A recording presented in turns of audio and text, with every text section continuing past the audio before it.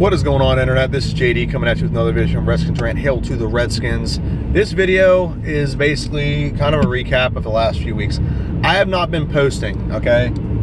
Don't know if you know this. If you've never heard this, I'm going to tell you now. I have my own business. It's a marketing firm. So I have a lot of work. I get up like 6 in the morning. I'll be in the office by 7. And I'm not done working until almost 8:30 at night. And I don't get home until almost 10. So I don't have time to post videos anymore. I'd love to. I wish I could do this permanently and do my job part-time, but this doesn't pay bills. So, all right, so here's basically what's been going on. So the Redskins last week had a defensive, like very sound defensive game, other than like the yardage part, but they just kept it on the end. I think honestly last week was all about strategy. The strategy was to make sure that, they just weren't beat deep, and they were trying to, contain Deshaun Jackson. And yes, they gave up like 500 yards, but they also had forced 4 turnovers or something like that. So it was all part of the strategy of, contain, keep everything in front of you, because they had a couple weeks where they let people burn them deep. And when they did that, that's how they actually lost. So like the week before, or like a couple weeks we've got burnt deep, like when we played the Dallas Cowboys. Really one of the few touchdowns we gave up was one where they burned us deep, okay? So, that being said, here's where I think the Redskins are right now. First off, I've had this has been flashing through my mind because I watched this game live on camera. I saw that break. Oh my God, that break was ferociously bad. I knew as soon as the second he saw it, I was with some people that saw it, and they're like, oh, that's he broke his ankle. I'm like, no, he broke his fibula and his tibula. That's straight up he broke his leg. He Joe Theismann did. And it's ironic that it's 33 years from the day that Theismann broke his. And my thoughts and prayers go out with Alex Smith. It's a gruesome injury. I don't know if his career is done. It's different age now when it comes to leg injuries. Medicine's just so much better now that you're not to the point where they can't repair it and he can be back playing within a year. I know before they didn't have the technology to do that. There's people that Paul George broke his and he was back playing the next year. So it's not a career. I don't think it's career ending, but I definitely think it's going to stop him from being the mobile quarterback that he is. He might have to start actually slinging the football if he comes back. He might just retire because it was so painful. So that being said, I will say the offense did seem to look a little bit more fluid with Colt McCoy in. Now, you could also be the fact that the whole team's gelling and just going off the emotion of seeing that happen to their starting quarterback. So there's a lot of things you can take away from that. And the team, I really thought the Redskins really responded. They didn't get down the dumps. They didn't go into a hole and cry about it. They actually fired back. And for the first time this year, we actually had a lead change. Now, I don't like to blame referees for games, but I think the referees made some pretty shitty calls in this game that cost us the game or cost us the opportunity to win the game. Well, honestly, if we don't have a pick six in the red zone, that probably doesn't help.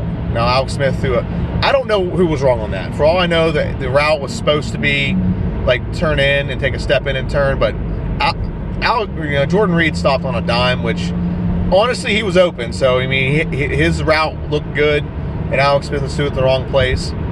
But that pick six doesn't happen. We're not in that situation because we at least get a field goal out of that drive, and that counters the field goal that they got late in the game. So we'd still be up by 1 point. And then we also had a turnover the next possession. And the thing was, our defense didn't let that get them down, and I like that. And then, once we punted the ball and our defense got the ball right back, Colt McCoy puts the ball in the end zone. And I don't know. I'm going to comment on something that I keep hearing so much in Redskin chat groups. Jay Gruden is the best coach that Redskins had since Joe Gibbs. It goes Joe Gibbs, Jay Gruden. Here's why. Jay Gruden has so many injuries every single year. Every single year he has injuries. And he has a significant amount of injury. He has injuries at significant positions. The offensive line, last year we had an entire undrafted offensive line one game or something like that, or at least 4 guys. Okay? He loses receivers. He loses running backs. He loses good defensive players. Last year, we lost every defensive tackle we had. We lost our first round draft pick in Jonathan Allen. And the Redskins were still and we had an entire offensive line out. We had no elite receiving weapons. We still had Kirk Cousins. This year we had Alex Smith. Neither one of them right now. Last year, Kirk, yeah, he got yards, but he also had a lot of turnovers. And this year, Smith has no turnovers, has no yards. So with both of those, he is one game right now away from having the same amount of wins he had last year. He has consistently got this team to being in a position where if they just had a couple other things go their way, they'd be above 500 in the playoffs every year. The first year he actually had continuity with his team. We went 9-7. The next year, we still had some continuity, but I personally think we had some issues with the offense where the quarterback couldn't put the ball in the end zone, and he goes 8-7-1. And then the next year, he loses everything. He loses 2,000-yard receivers, 2 1,000-yard receivers. He loses most of his offensive line. He loses his best defensive players, and the team still goes 7-9. This year, he has a quarterback, and I like Alex Smith, but he has not played very well at all for us. Okay, he has not been able to push the ball down the field. Now, granted, I think there's some very significant drops included in that, in all fairness, but he also doesn't, and I also think that every time he does move the ball, the Redskins start making dumb mistakes, like penalties and whatnot. I think the Redskins, the only thing Jay Gruden I think can do is he needs to get the team more disciplined when it comes to like penalties and stuff. We have some dumbass penalties that seem to like cost us drives, like stall drives when we can actually get the ball moving, get some momentum. Okay, so that's just something that I've noticed, and I am tired of hearing people say fire the man. Why? He loses so many good players, and we're still 500 or like right at 500. When have the Redskins consistently been at 500? What happened when Mike Shanahan didn't have when Mike Shanahan had RG3 after his rookie year? What happened when Mike Shanahan played? What happened when Mike Shanahan played? What's his name? Or Kirk Cousins. Why did Mike Shanahan succeed with Kirk Cousins? You know, Mike Shanahan also had a lot of injuries. He actually had a $15 million salary cap hit, so he couldn't like staff an entire team properly.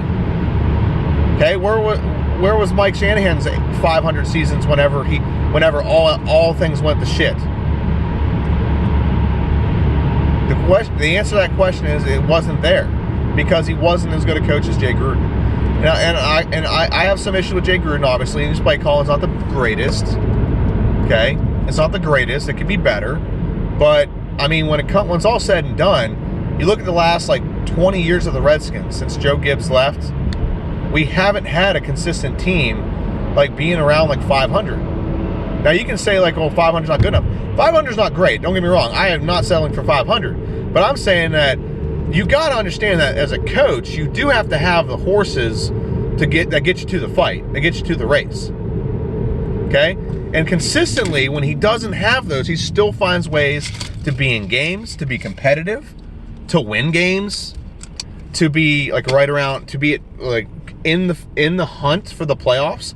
A couple years ago, we're 8-7-1, or 8-6-1, and all we had to do was beat the Giants, who didn't even play like most of their starters. And instead, hold on, I'm trying to make this turn here. And instead, we put ourselves in a situation where we lose like 10-3 or something like that because we can't put points on the board and we can't get the ball down the field.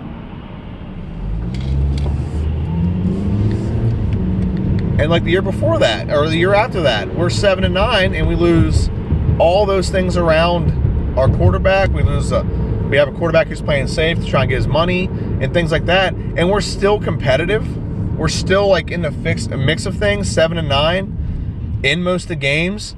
1 or 2 point swings could have one turnover here or a non-turnover there could have probably won us the game. I mean, how does anyone want to fire that? I don't understand that for the life of me. Why do we want to fire that? That to me is a sign of a good coach. Whenever you're losing everything and you're still like 1 or 2 things go your way in games, and you're still in the hunt for the playoffs. Last year, 7-9-1. I can guarantee I can point to 4 different games where we don't have turnovers by our quarterback, and we can easily win a couple of those games. One game, the first game of the season, Eagles. Another game, Cowboys. We're about ready to score, and good old Kirk Cousins turns the ball over in the red zone. So this is a consistent thing that goes on with this team, and I think those things are out of his control, honestly. But when it comes to getting a team prepared to play football and using weapons properly, he does a great job of that. And like this year, he's catered the strategy to fit his quarterback. I think he's shown very good flexibility as a coach. Now, the only thing I will say is sometimes his play calling's a little wonky. Like, he never runs draws when he should. He never runs screens when he should. But for the most part, he gets the team prepared to play football. And that really, to me, is like the biggest thing. He gets the team prepared to play football. And they're consistently in most games. Now, this year, there's been a couple blowouts. And that's probably because quarterback can't score. Okay? But I think Colt McCoy is going to alleviate that, going to fix that, going to mend that problem really quickly. Okay? So I'm really tired of hearing that, and everyone's talking about fire the coach. Like, if you look at every coach before this, Mike Shanahan had one good year. That was RG3's rookie year. And honestly, Mike Shanahan gave a concession speech when we were like 3-6 or something like that. Or like 4-6. And we won like 6 straight games to win the division and win the playoff, get in the playoffs. And we got our quarterback injured. Okay, and then the next year, didn't win. Next year after that, didn't win. Look back on that. Jim Zorn was that was just a disgrace. That was just a pathetic attempt at coaching and attempt at having a head coach. I mean, Schottenheimer would have been the last coach to put us at 500 if you're looking at that, but I think he was only there a year. Joe Gibbs did pretty good for a year or two, but the team was.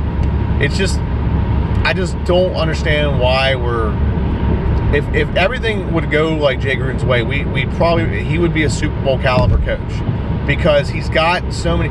Look at other teams that lose so many good talent, so much talent. Look at the Eagles right now; they lost some talent and they're falling apart. They didn't lose nearly as much talent as we did. They lost their best offensive guard or offensive tackle, Lane Johnson, a couple defenders, and all of a sudden they're falling apart. They're nothing like a Super Bowl team right now. Nothing like a Super Bowl team. The teams that have injuries and still are able to be competitive, like look at last year whenever we played the Seahawks. We had a makeshift offensive line with guys fresh off the street, and we were in the game the entire way and ended up winning the game. Straight up winning the game the entire way. And that's a sign of a good coach. The only issue I ever had with Jay Gruden's play calling, but I really do think he gets the team prepared to play. He really knows how to use his talent appropriately to get people the ball. He hasn't had look. Let's just look at this year. He hasn't had Jamison Crowder. I think Jamison Crowder's only played like 2 games. Okay, he hasn't had Trey Quinn until like last week. Okay, haven't had Richardson all year consistently. I think Richardson's played like 2 games. Okay, who else do we have? Maurice Harris was out with like a concussion or something. Okay, so there's all these different things that have happened that and he still finds a way to make the offense somewhat effective. Chris Thompson's been out. Probably our best offensive weapon, Chris Thompson's been out. Jordan Reed was out all of last year. Chris Thompson broke his leg in the middle of the season last year. We haven't had a consistent running back. So there's just all these things that add up, and people were like, oh, Jay Gruden's just a bad coach. No. I think he's one of the most unlucky coaches ever. I think if any other coach had that many injuries, that many key players and key positions on the team, I don't think any of those teams would be competitive. How do we lose 3 or 4 offensive linemen in one game? We lost like 3 or 4 offensive linemen in one game against the Falcons. And we came back the next week, and Tampa Bay's, not their defense, but their defensive line is pretty solid. And we came back the next week, and we did good enough to win against, I won't say a great team, but they're adequate. They can score. They put points up. So we came right back and just responded. And honestly, that's that's what good coaching does. So I know it's going to be very unpopular to say that, because I know a lot of people don't like Jay Gruden. Because if you're not going 10-10 every, or 10-6 every year, or 12-4 or whatever, everyone gets up in arms. Now, I mean, don't get me wrong, I would love to do those things, but you got to understand, you got to look at it, the whole picture here. The whole picture is that a lot of things have not gone Jay Gruden's way as a head coach. Like, if he had all of the weapons, if he had all the offensive linemen, if he had every draft pick healthy that he's ever drafted, he'd probably be in a lot better situation as a coach, when the team would be a lot better, but it just hasn't worked out that way. It's not damning to him. I mean, it's just the way it is. Okay, and it's football, and I understand that. And people are like, well, if you're a good coach, you still be able to win. He still does. I mean, you're pulling guys off streets, you're pulling guys off practice squads. It's past the trade deadline. You can't add weapons to the team, so you're limited on what you can do when it comes to quarterback, or what you can do when it comes to being a coach. You're very limited on that because of just the way that the rules are made. After a certain point, if you have injuries, you got to get people off the streets. You can't trade for people. I'm sure Redskins would love to trade like a third-round pick this coming year, that second-round pick they're getting from the Chiefs, to get a really solid offensive lineman that would be like maybe a C grade, but on this offensive line would be like the second best offensive line we have. You know what I mean? So I don't get it personally. At the beginning of the season, I did say that he needs to be at the playoffs this year and needs to be fired. But now that I'm zooming back and I'm looking at it as a whole, his whole coaching as a whole, he's lost a lot of good players. Okay, if he had the talent consistent that the Cowboys have, wouldn't be a question. We'd be a playoff team every year. I'm not saying our team, Cowboys offensive line is definitely better than ours. The running back's definitely better than ours. Now, I like Adrian Peterson, but the running back's better than ours. The quarterback at this moment is about even. I think Dak Prescott's about Colt McCoy-esque. The thing is, Dak Prescott's behind a better offensive line, and he's also, for the most of his career, has had good weapons. He's had Des Bryant, he's had Cole Beasley, Terrence Williams. Yeah, Terrence Williams. So there's a lot of different things that have gone, and not to mention their defense is stout right now. Okay, and Jay Gruden finds a way to win with what he has, which is very, it's a very unique skill that not every coach has. Not every coach can, take, the stuff from the scrap heap and forge it into something that, can work. And I think Jay Gruden actually does a very good job at that. He does a good job, for the most part, of getting the team prepared to play football. Okay? Even under Kirk Cousins, we still were able to put up points whenever we were against a team that was just vastly better than us. So we played Eagles, they put up 40, let's put up 31. Okay? So, I want to say that. Here's what the Redskins need to do going forward. I think Colt's going to, swing the ball a little bit more. The problem is he's probably going to turn the ball over more. So it's going to put more pressure on our defense. Now, here's the benefit. The last 2 or 3 games, our defense has actually forced I think it's 9 turnovers in the last 2 or 3 games.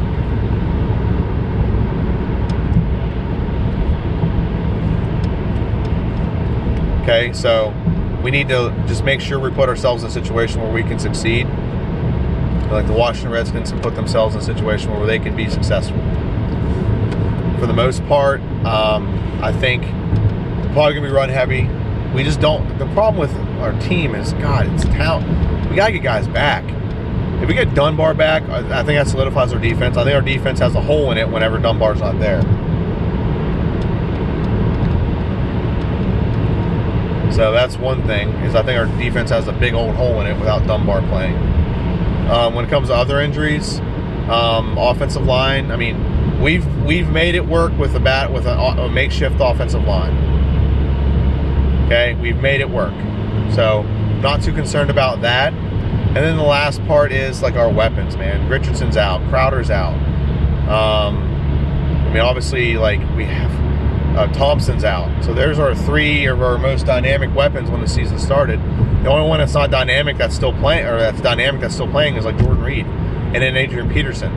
Now, I don't know about you, but I don't know too many offenses that have been able to be built by a 30-year-old receiver or running back and a brittle tight end who's still good, but he's still brittle.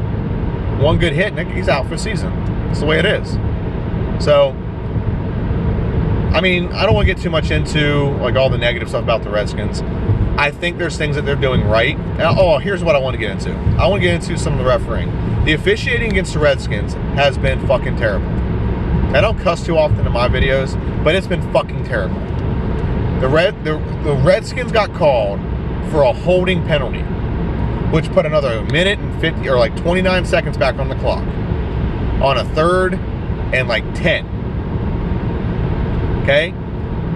That cost us the game. Here's why. That's another minute and a half, and we easily were moving the ball to try to get a first down. Easily could have we're moving the ball to get in field goal range. Okay, that's the first thing. Second, there's nothing out there that's gonna state that, you know, Texans kicker is gonna hit the field goal anyway. There's nothing in there that states that. There's no way you can like guarantee that. Okay, so there's no guarantee that the Texans kicker is gonna go out there and like freaking crush it. Okay, so there's no guarantee on that, and then there's no guarantee on the fact. And then there's another penalty, a play that should have been called a penalty. So even after all that, the Redskins get the ball back. They're down 2 points. 40 some seconds left. We take a shot. I don't want to say deep, but we take a shot to. Who was it? Dawson. And there's a guy in his back and another guy in his face, like on him. It's straight up pass interference. If that was on you're calling a hold 30 yards on the other side of the field where the quarterback's not even looking, like when the quarterback starts to take off running, you're calling that a hold. But you're not going to call that pass interference. That was the game right there. There was 2 plays right there. That was the game. So even if the first one wasn't called and you call that one, that's a game. We really march out there. We don't have to use a timeout. We march out there, or we don't have a timeout. We literally run a play, run up and spike it, kick the field goal. Redskins go on 7-3. But instead, the officiating costs the Redskins a game. And I don't like blaming referees. There's so many different other ways we could have prevented that from happening. But the fact of the matter is, a bad call is a bad call is a bad call. Okay? Dawson was there's no way in hell. It's different than last year. Last year, everyone said that there's like face masking on that touchdown catch that Dawson had against the Chiefs. And I say no. Dawson dropped that ball because he came down and he braced his arm down rather than cradle the football. Okay? And that's why he dropped the football. That's completely different. The face mask, I don't think it had any bearing on whether he caught the football or not. When 2 guys are jumping on your back and you don't even get a chance to make an attempt at the ball, that is the refs dictating who they want to win the game. And I mean, I personally didn't think it was smart going for those deep plays anyway. I'm kind of with, and I can't think of the guy's name. I listened to the Redskins Talk podcast, and they were talking about, I think one's name was like, not Rich Chandler, he just passed away. God bless him, by the way. May he rest in peace. He's one of the guys on the Redskins Talk podcast. It's JP Finley. I don't know the other 2. I just know JP Finley is the main one. And he said that he doesn't like when teams run up and spike it. Just run another play. Just run a play. I agree with him on that. That spike killed it down, and then we killed it down. Just run another play. So now it's 2nd and 10. So I don't know. But anyway, this is what the Redskins got to do. They got to buckle down on defense. All of a sudden, we're no longer able to stop the run. That has to be fixed. So if we want to be successful going forward, we have to fix that, stopping the run. That's the first thing we got to fix. The second thing we got to fix is you got to be able to move the football. And I think Colt McCoy showed that the offense can move the ball with him, but he's got to do it consistently. And he can't come in as like a surprise. Okay? He can't come in as a surprise and just be like, the teams are going to prepare for him now. I'm sure there's game film on him of all things he does and does not do. Now, he showed guts. He showed some moxie. Diving for first downs, running for first downs, and just tucking it and going. Things like that. He ran, like, the first play, I think, was a read option, if I remember correctly.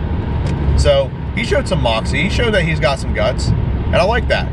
But we got to make sure that, and I think Jay Gruden will do that. I think Jay Gruden will put him in a position where he's going to be comfortable, successful, see some rollouts. Now, this is where, this is where I question Jay Gruden is play calling. Why are you not running Alex Smith on all those rollouts? Why are you not running Alex Smith on all those rollouts? It's kind of ridiculous that you never run Alex Smith on all those bootleg rollouts with the option to run, things like that. But you're running Colt McCoy now. I don't know. It just seems like he was limiting Alex. Maybe he just knew Alex just didn't have it. Maybe he just didn't have confidence in Alex. That might be it. But I don't want to go on too much further. I mean, I've gone on about 25 minutes, and it's getting dark, so I need to take my sunglasses off. So yeah, now I can see a little better. Now I'm getting a glare in my eyes too. So now it looks like I'm a bank robber. But I'm going to post this tonight. The game's tomorrow. Hail to the Redskins. Let's get a win against Dallas. Let's go to 7-4. And then the rest of the way, we got, I mean, Eagles. Eagles are like a definitely, there we go, that's better. Eagles are definitely a possibility to win. I think we're better than Eagles. I think we're more composed than the Eagles right now. Everything in the world is like ruining them. And then we have the Giants one more time. We can definitely, so there's 3 wins. We can beat Dallas again. I think if we beat Dallas and split with the Eagles, okay, so beat Dallas and beat the Eagles next week. That puts us 8-5. No, never mind. Puts us 8-4. I'm sorry, 8-4. And then we have what, the Titans, the Jacksonville Jaguars. Both of those are winnable games. Okay, and then we have the Eagles and Giants. So we can literally go, if we go 2-6 the rest of the way, I think we're in a good spot. So, but my name is JD. This is Redskins Rant. Hail to the Redskins. Let's get this done. Let's do it. That's all there is to it. Let's do it. Let's finalize this season. Let's not let a broken leg of Alex Smith, which God, I really pray that he's okay. I really do. And I hope he comes back, and I hope he has a solid couple seasons before he retires officially. But let's not let the injury of a quarterback be our undoing. I think Jay Gruden's responded well to having guys like injured and things like that. He's done a very good job responding to those things. I think this will be a good opportunity for him to showcase that. All right. Hail to the Redskins, JD. See you.